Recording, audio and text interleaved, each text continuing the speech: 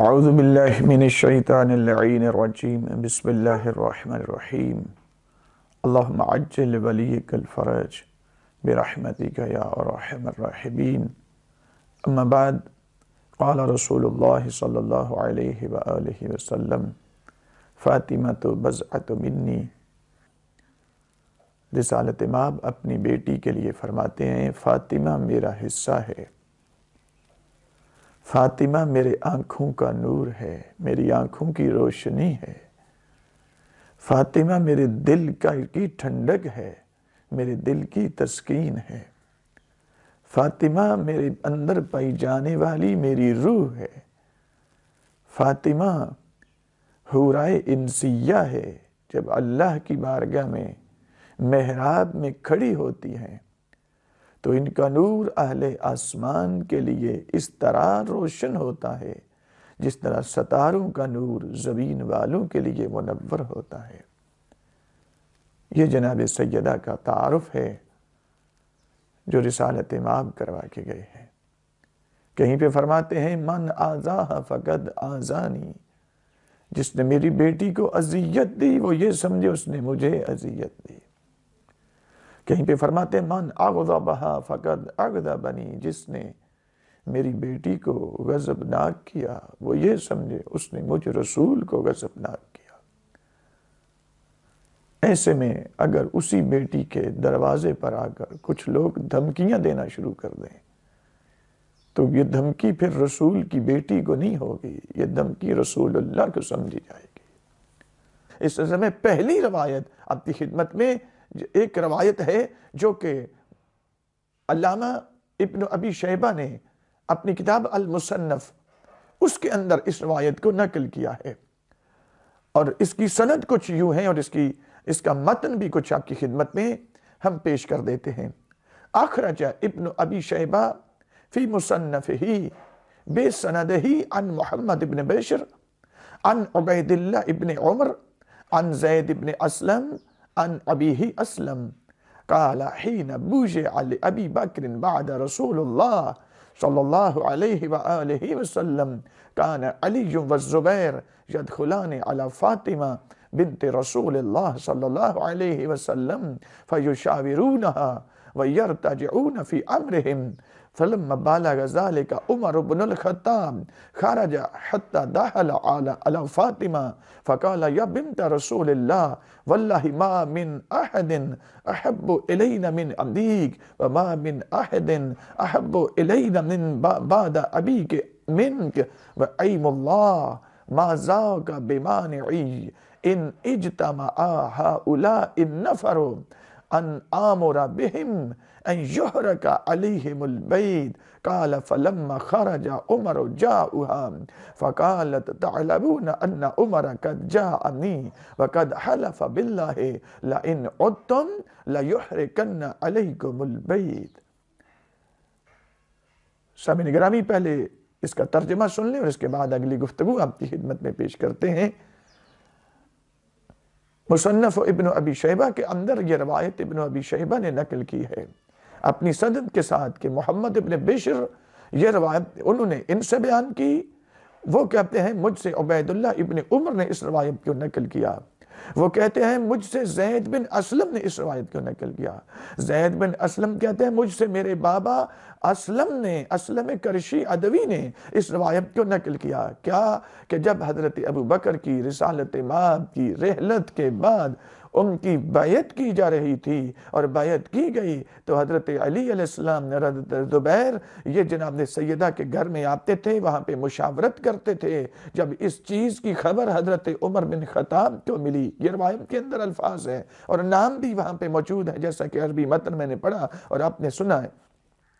جب ان کو خبر پہنچی داخل علی فاطمہ تو وہ جناب سیدہ کے دروازے پر آئے، فقال یا بنت رسول اللہ، مجھے آپ کے بابا سے بڑھ کر کوئی چیز عزیز نہیں، مجھے آپ سے بڑھ کر آپ کے بابا کے بعد کوئی چیز عزیز نہیں، وَأَيْمُ اللَّهِ مَا ذَاكَ بِمَانِعِي، لیکن مجھے اللہ کی قسم اس چیز میں مجھے کوئی چیز پھر مانے نہیں ہوں گی، ان اجتمع هؤلاء النفر ان آمر بهم ان يحرق عليهم البيت، کہ اگر یہ افراد، یہ نفر دوبارہ آپ کے گھر میں جمع ہوئے اور انہوں نے اس طرح سے مشاورت کی تو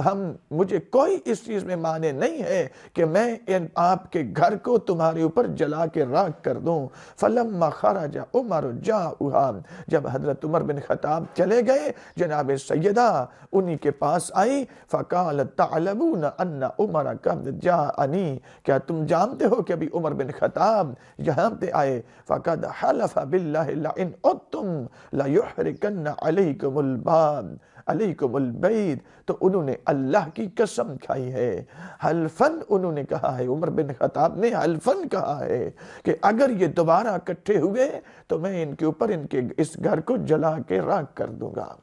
سامعین گرامی، یہ اس کا متن ہے، یہ اس کا ترجمہ ہے، یہ اس کی سند ہے۔ اب ہم اس کے راویوں کی توثیق آپ کی خدمت میں اہل سنت کی کتب سے سب سے پہلے پیش کرتے ہیں۔ تو سب سے پہلے راوی ہیں محمد ابن بشر۔ ظاہر ہے ابن ابی شیبہ پر کی توثیق پیش کرنے کی ضرورت نہیں ہے،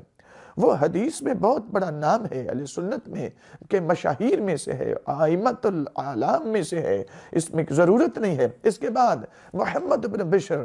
یہ روایت کرتے ہیں کہ مجھ سے عبید اللہ ابن عمر نے روایت کی۔ محمد بن بشر کی ذرا حیثیت علم الرجال کی روح سے سن لیں۔ اس کے لیے اہل سنت کی بڑی کتب کے اندر یہ موجود ہے کہ یحییٰ ابن معین نے قد وثقہ، ان کو ثقہ کہا ہے۔ ابو داؤد نے تہذیب الکمال جلد نمبر 24 اور تذکرۃ الحفاظ جلد نمبر 1 صفحہ نمبر 322 کے اندر محمد بن بشر بن فرافصہ بن المختار العبدی، یہ ان کا پورا نام، پورے خاندان کا نام یہاں پہ درج ہے کہ ان کو ثقہ کہا ہے۔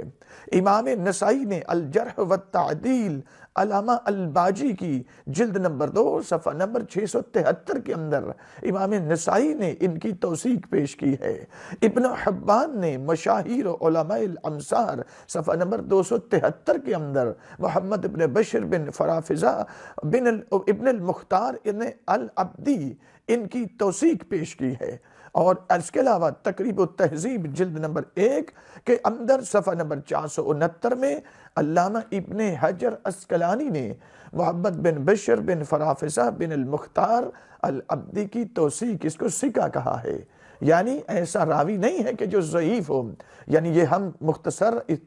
اختصار کے ساتھ آپ کی خدمت میں پیش کر رہے ہیں کہ یہ اہل سنت کی کتب ہیں اور یہ بڑے بڑے نام ہیں۔ امام ابو داؤد جنہوں نے سنن ابی داؤد لکھی،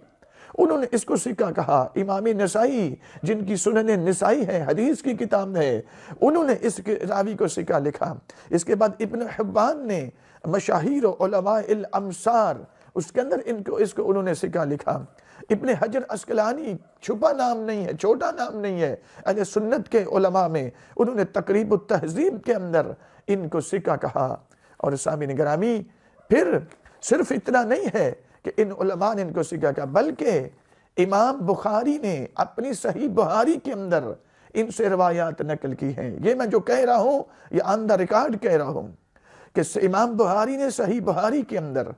جب صحیح بخاری کے لیے تو آپ کا نظریہ یہ ہے، اہل سنت کا نظریہ یہ ہے کہ اس کی تمام روایات صحیح ہیں،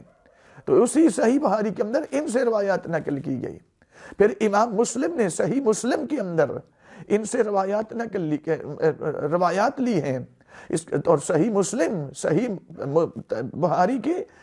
پائے کی کتاب ہے وہ، جیسی یعنی جس طرح صحیح بخاری کے اندر پائی جانے والی تمام روایات اہل سنت کے نظریے کے مطابق صحیح ہیں، اسی طرح صحیح مسلم کے اندر بھی صحیح روایات ہیں۔ اسی طرح امام ابو داؤد نے سنن ابی داؤد کے اندر اس راوی سے روایات کو نقل کیا ہے۔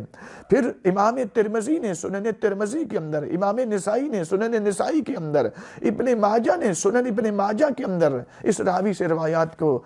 لیا ہے۔ اس کا مطلب یہ ہے کہ جو امام بخاری جس کو صحیح سمجھتے ہیں اب کوئی اور اس پہ جر کرے تو وہ قابل قبول نہیں ہوں گی۔ اس کے بعد عبید اللہ ابن عمر بن حفص بن عاصم بن عمر بن خطاب، یہ حضرت عمر کے پوتو سے نیچے پڑپوتو میں جا کے آتے ہیں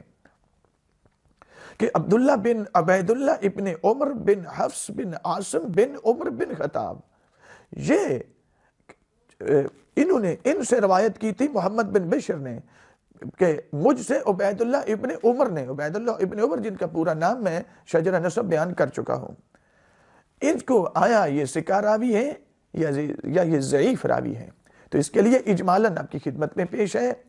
کہ علامہ عجلی نے معرفت الثقات جلد نمبر 2 صفحہ نمبر 113 کے اندر ان کی توثیق پیش کی ہے۔ ابو زرعہ اور ابو حاتم نے الجرح والتعدیل جلد نمبر 2 صفحہ نمبر 990 صفحہ نمبر 991 کے اندر عبید اللہ ابن عمر بن حفص بن عاصم بن عمر بن خطاب کی توثیق اس کو ثقہ لکھا ہے۔ اسی طرح علامہ ذہبی نے الکاشف کی جلد نمبر 1 صفحہ نمبر 685 میں اس کو ثقہ لکھا ہے، اور تذکرۃ الحفاظ کے اندر بھی علامہ ذہبی نے ان کا تذکرہ کیا اور وہاں بھی ان کی وثاقت ہی پیش کی ہے۔ اور یہاں تو یہ تو ان کی وثاقت ان علماء جو علماء اہل سنت میں پہاڑ جیسا نام ہے ان کی زبانی اور ان کی کتب سے میں نے آپ کی خدمت میں پیش کی۔ اس کے علاوہ جس طرح پہلے راوی محمد بن بشر سے امام بخاری نے روایات نقل کی ہیں، اسی طرح عبید اللہ بن عمر بن حفص بن عاصم بن عمر بن خطاب، ان سے بھی امام بخاری نے صحیح بخاری کے اندر روایات کو لیا ہے، امام مسلم نے صحیح مسلم کے اندر ان روایات کو لیا ہے، اور آپ کی یہ وہ کتب ہیں جن کے اندر آپ کے نظریے کے مطابق کوئی ضعیف روایت کوئی نہیں۔ اس کے جب ظاہر ہے روایات صحیح تب ہوں گی جب راوی صحیح ہوں گے، تو ان کے نزدیک یہ راوی ثقہ ہے، انہوں نے ثقہ سمجھ کر ان کو لیا ہے۔ امام ابو داؤد نے سنن ابی داؤد کے اندر، امام ترمذی نے سنن ترمذی کے اندر، امام نسائی نے سنن نسائی کے اندر ان سے روایات کو نقل کیا ہے اور لیا ہے، اور ان روایات کو قبول کیا ہے۔ اس کے بعد تیسرے راوی ہیں زید بن اسلم الکرشی العدوی، یہ جن سے عبید اللہ ابن عمر کہتے ہیں مجھ سے زید بن اسلم نے بیان کیا، اور زید بن اسلم آیا ان کی توثیق ہے یا نہیں ہے؟ تو اس کے لیے امام احمد بن حنبل العلل و معرفت الرجال جلد نمبر 1 صفحہ نمبر 409 کے اندر قد وثقہ احمد بن حنبل، امام احمد بن حنبل نے ان کو ثقہ کہا ہے۔ ابو زرعہ، ابو حاتم اور امام نسائی نے جو توثیق پیش کی ان کو ثقہ کہا۔ یہ علامہ مزی نے تہذیب الکمال جلد نمبر 10 صفحہ نمبر 12 کے اندر یہ جملے نقل کیے ہیں کہ امام نسائی نے، ابو زرعہ نے، ابو حاتم نے اس راوی کو یعنی زید بن اسلم کو ثقہ کہا ہے۔ ابن حبان نے اپنی کتاب جو الثقات لکھی ہے، یعنی ایسے راوی جو ثقہ ہیں، اس کی جلد نمبر 4 صفحہ نمبر 246 کے اندر زید بن اسلم الکرشی العدوی کو ثقہ لکھا ہے۔ اب جہاں پہ یہ تو وہ علماء ہیں جنہوں نے ان کو ثقہ، اس کے علاوہ باقی کتب کے اندر بھی ان کی توثیق موجود ہے۔ لیکن اب آ جائیں کہ ان کی روایات زید بن اسلم سے کس کس محدث نے اور کس کس آپ کے حدیث کے امام نے کون سی کتب کے اندر لی ہے، تو یہاں پر بھی امام بخاری پیچھے نہیں رہے۔ امام بخاری نے زید بن اسلم سے اپنی صحیح بخاری کے اندر روایات کو لیا ہے۔ اسی طرح امام مسلم نے اپنی صحیح مسلم کے اندر، امام ابو داؤد نے اپنی صحیح سنن ابی داؤد کے اندر، امام ترمذی نے سنن ترمذی کے اندر، امام نسائی اور ابن ماجہ یعنی پوری صحیح ستہ کے اندر، صحیح بخاری سے لے کر اب سنن ابن ماجہ تک، ان تمام کتب احادیث کے اندر آپ کے حدیث کے ائمہ نے اس کی حدیث کو نقل کیا ہے اور اس سے روایات کو لیا ہے۔ یہ تیسرے راوی ہیں، اجمال کے ساتھ آپ کی خدمت میں پیش کر دیے۔ چوتھے راوی ہیں خود اسلم کرشی العدوی۔ اس کے لیے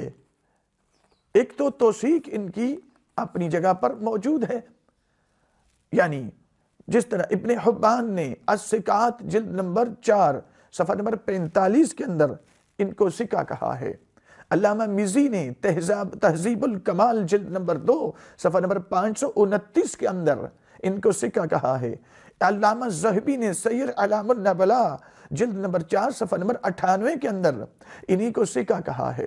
ابن حجر نے تقریب التہذیب جلد نمبر 1 صفحہ نمبر 89 اور علامہ ابن حجر، علامہ ابن حجر عسقلانی نے تہذیب التہذیب جلد نمبر 1 صفحہ نمبر 233 کے اندر ان کی توثیق پیش کی ہے۔ یہ تو وہ لوگ ہیں کہ جنہوں نے ثقہ کہا۔ اب یہ ثقہ کیوں نہیں کہیں گے؟ اس لیے کہ آپ کے بہت سے علماء نے اسلم کرشی ادوی کو صحابہ میں شمار کیا ہے۔ اگرچہ اس پر ایک اشکال آئے گا، میں ابھی چند لمحوں کے بعد اس روایت پر جو اشکال وارد ہونے والا ہے وہ آپ کی خدمت میں پیش کروں گا، اور اس کا حل بھی آپ کی خدمت میں پیش کروں گا۔ سامعین گرامی، اس کے بعد وہ لوگ جنہوں نے صراحت کی ہے کہ یہ آقا علیہ السلام کے صحابہ میں شامل ہیں، وہ کس طریقے سے کی ہے؟ کہتے ہیں کہ طبقات اسد الغابہ جلد نمبر 1 صفحہ نمبر 77 کے اندر محمد بن سعد اسلم مولا عمر بن الخطاب من سبج الیمن،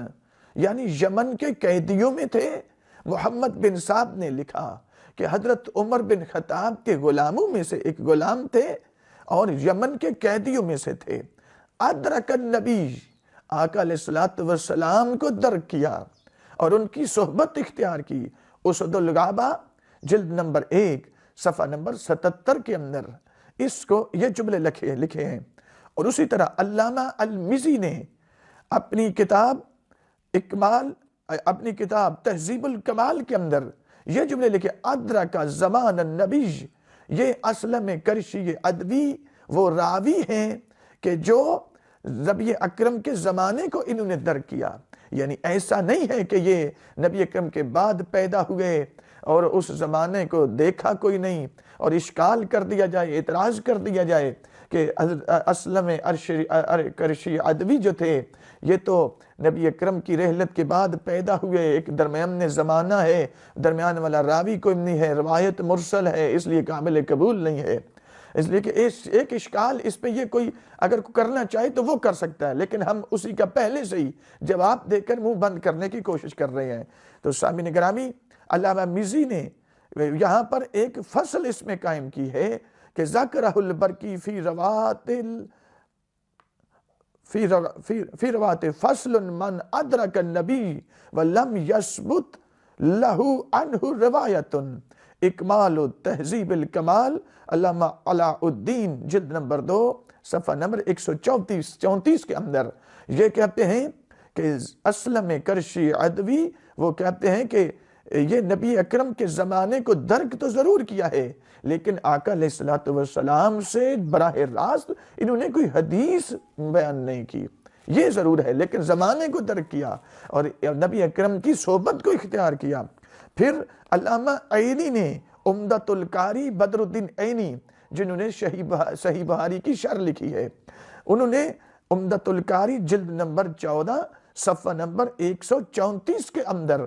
اسی کو بھی لکھا ہے، ادرک ایام النبی لیکن لم یذکرہ احد من الصحابہ، کہتے ہیں کہ انہوں نے نبی اکرم کے ایام کو درک کیا ہے، اس زمانے کو درک کیا ہے، لیکن کسی نے ان کو صحابہ میں ان کا تذکرہ نہیں کیا۔ یہ جلد نمبر 14 کے اندر، یعنی نبی اکرم کے زمانے میں موجود ہیں۔ ابھی صرف یہ بیان سن لیں۔ اس کے بعد علامہ سیوطی نے طبقات الحفاظ جلد نمبر 1 کے اندر فرماتے ہیں، ادرک النبی، انہوں نے نبی اکرم کو درک کیا، ان کے زمانے کو درک کیا، ومات سنۃ 80 اور 80 ہجری میں فوت ہوئے اور 114 سال ان کی عمر تھی۔ یعنی اس کا مطلب یہ ہے اگر 114 سال ہے تو واقعہ جو جناب سیدہ کے گھر کے اوپر دروازے کے اوپر جو دھمکیاں آ کر دینے کا جو واقعہ ہے وہ ہوا ہے 11 ہجری میں، اور یہ فوت ہوئے 80 ہجری میں، ان کی عمر تھی 114 سال۔ اس کا مطلب یہ ہے کہ جس وقت یہ واقعہ ہوا ہے اس وقت اسلم کرشی ادوی تقریباً 34 سال کے تھے، 33 یا 34 سال ان کی عمر بنتی ہے نبی اکرم کے زمانے۔ اب آ جائیں تھوڑا سا کہ اس پر ایک اعتراض ہو سکتا ہے کہ یہ نبی اکرم کے صحابہ میں شامل ہیں، جس طرح علامہ سیوطی نے تذکرۃ اس میں طبقات الحفاظ جلد نمبر 1 کے اندر لکھا کہ نبی اکرم کے زمانے کو آپ کو درک کیا، لیکن ان کو صحابہ میں کسی نے نام نہیں لکھا، ذکر نہیں کیا۔ تو لذا اگر کوئی ابہام پیدا کرنا چاہے کہ یہ تو صحابہ میں سے نہیں ہے تو اس کی روایت قابل قبول کیسے، تو ہم ان کی خدمت میں انتہائی ادب کے ساتھ پیش کرنا چاہتے ہیں کہ ایک تو یہ ہے کہ علامہ سیوطی نے لکھا ہے، لیکن اب ہم دیکھتے ہیں کہ آیا واقعاً انہوں نے یعنی نبی اکرم کی صحبت اختیار نہیں کی، تو اس کو ہم ثابت کرتے ہیں آپ کی کتب سے۔ اس میں یہ ہے کہ یہ جو حضرت اسلم کرشی ادوی ہیں، یہ خود ایک روایت نقل کرتے ہیں، اور اس روایت کی پوری سند ہے جو ایدہ ما رواہ ابن مندہ من طریق عبد المنعم بن بشیر عن عبد الرحمن بن زید بن اسلم عن ابیہ عن جدہ انہو سافر مع النبی سفرتین، اسد الغابہ جلد نمبر 1 صفحہ نمبر 78، اکمال تہذیب الکمال جلد نمبر 2 صفحہ نمبر 134، جامع الاحادیث السیوطی جلد نمبر 32 صفحہ نمبر 472، کنز العمال جلد نمبر 13 صفحہ نمبر 274۔ ان کے اندر یہ اہل سنت کی معتبر اور بڑی کتب ہیں، ان کے اندر یہ روایت نقل ہے، پوری سند میں نے بیان کی ہے کہ خود اسلم کہتے ہیں انہو سافرا مع النبی سفرتین، کہ انہوں نے نبی اکرم کے ساتھ مل کر 2 سفر کرنے کا شرف حاصل کیا ہے۔ ظاہر ہے نبی اکرم کے ساتھ مل کر جس نے 2 سفر کیے وہ صحابی نہیں تو اور کیا ہے، ایک بات۔ اور دوسری بات، یہ یمن کے قیدیوں میں سے ہیں۔ جب یمن کے قیدیوں میں سے ہیں تو یمن کے قیدی جو تھے وہ امیر المومنین مولا علی بن ابی طالب مولا کائنات کے ہاتھ پر فتح ہوا تھا۔ پورا یمن کا علاقہ، تو وہاں پر جتنے غنائم تھے امیر المومنین علی بن ابی طالب علیہ السلام نے وہاں سے اٹھائے۔ ان غنائم میں یہ اسلم کرشی ادوی بھی شامل تھے، چونکہ یہ یمن کے قیدیوں میں شامل تھے، لہذا وہ بھی ان غنائم میں شامل تھے۔ تو امیر المومنین نے حجۃ الوداع کے موقع پر یہ سرکار رسالت مآب کی بارگاہ میں مکہ میں آ کر یہ سارے غنائم پیش کیے، تو ان غنائم میں اسلم کرشی ادوی بھی شامل تھے۔ اس لیے جب وہاں پہ شامل ہے تو صحبت تو وہاں پہ ثابت ہو رہی ہے، یعنی حجۃ الوداع کے موقع پر آقا علیہ السلام کی صحبت ثابت ہو رہی ہے ان کے لیے، چونکہ یہ یمن کے قیدی، چونکہ یمن کا قیدی سب نے تسلیم کیا۔ ہاں ایک اعتراض چھوٹا سا ابہام بلکہ پیدا ہو سکتا ہے، کوئی کرنے کی کوشش کرے تو وہ بھی میں بیان کر دیتا ہوں۔ ہو سکتا ہے کوئی یہ کہے کہ حضرت عمر بن خطاب نے رسول اللہ صلی اللہ علیہ وآلہ وسلم کی رحلت کے بعد ان کو خریدا تھا، تو اس وقت ممکن ہے یہ وہاں پر موجود نہ ہو، تو اس خریدنے میں اور یمن کے نبی اکرم کے صحابی ہونے میں اور روایت کے نقل کرنے میں کوئی تعارض نہیں، کوئی تضاد نہیں، کوئی منافات نہیں، اس لیے کہ ممکن ہے کہ انہوں نے خریدا رسول اللہ کی وفات کے بعد ہو، چونکہ غلام تھے، لیکن یہ یمن کے قیدیوں میں شامل ہیں، اور یمن فتح ہوا تھا مولا کائنات امیر المومنین کے ہاتھ پر، اور مولا کائنات نے یمن کے تمام غنائم فتح نبی اکرم کی خدمت میں پیش کیے تھے حجۃ الوداع کے موقع پر۔ اس سلسلے میں اب آپ کی خدمت میں ہم یہ ابہام بھی دور کر دیتے ہیں کہ آپ کی کتب تسنن مرقات المصابیح جلد نمبر 9 صفحہ نمبر 434 کے اندر یہ اسلم کرشی ادوی کو لکھا ہے کہ کہتے ہیں کہ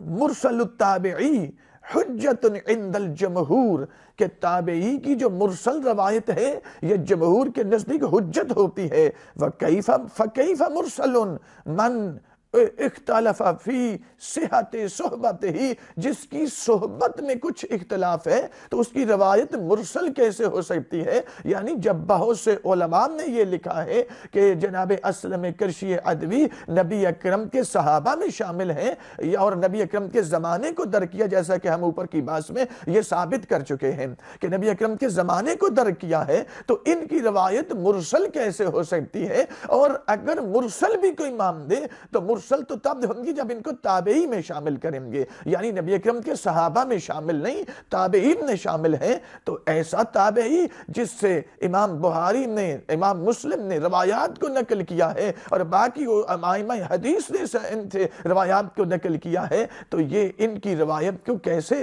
آپ ترک کر سکتے ہیں؟ اس لیے کہ آپ کی کتب احادیث کے اندر اور علم الرجال کی علم الحدیث اور علم الدرایت کی جو کتب ہیں ان کے اندر یہ ہے کہ اگر تابعی ایسا تابعی ہو کہ جو مدلس نہ ہو، یعنی وہ تدلیس کرنے والا نہ ہو اور پھر مطالب کو خلط کرنے والا نہ ہو، تو بالخصوص تدلیس کرنے والا نہ ہو، تو اس کی روایت کو ایسے ہی سمجھا جائے گا کہ اس نے صحابہ کرام سے اس روایت کو سنا۔ بہرحال یہ وہ جواب ہے جو بالکل آخر پہ کسی کا منہ بند کرنے کے لیے، ورنہ اصل حقیقت یہ ہے کہ انہوں نے نبی اکرم کے زمانے کو درک کیا ہے اور نبی اکرم کے زمانے میں موجود تھے، اور 2 سفر انہوں نے مل کر رسالت امام کے ساتھ مل کر کیے ہیں، اور یہ بیان کرتے ہیں کہ حضرت عمر بن خطاب جناب فاطمہ الزہرا صلوات اللہ علیہا کے دروازے پر آئے، اور دروازے پر آ کر انہوں نے جلانے کی دھمکیاں دی اور قسم کھائی کہ مجھے اللہ کی قسم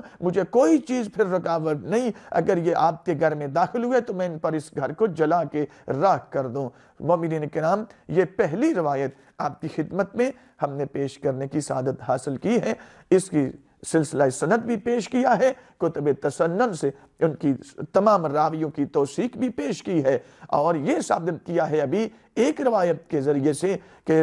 حضرت کن لوگوں نے اس دروازے کو آ کے جلانے کی دھمکیاں دی تھیں کہ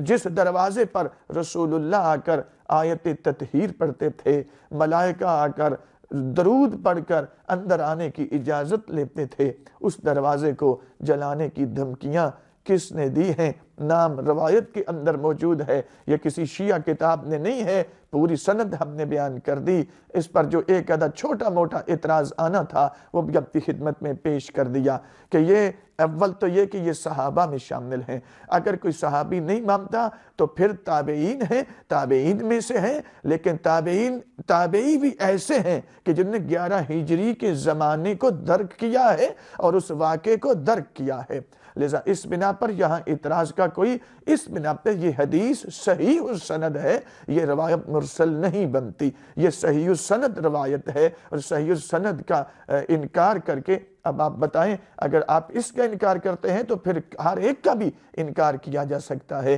پروردگار ہمیں سمجھنے کی توفیق عطا فرمائے۔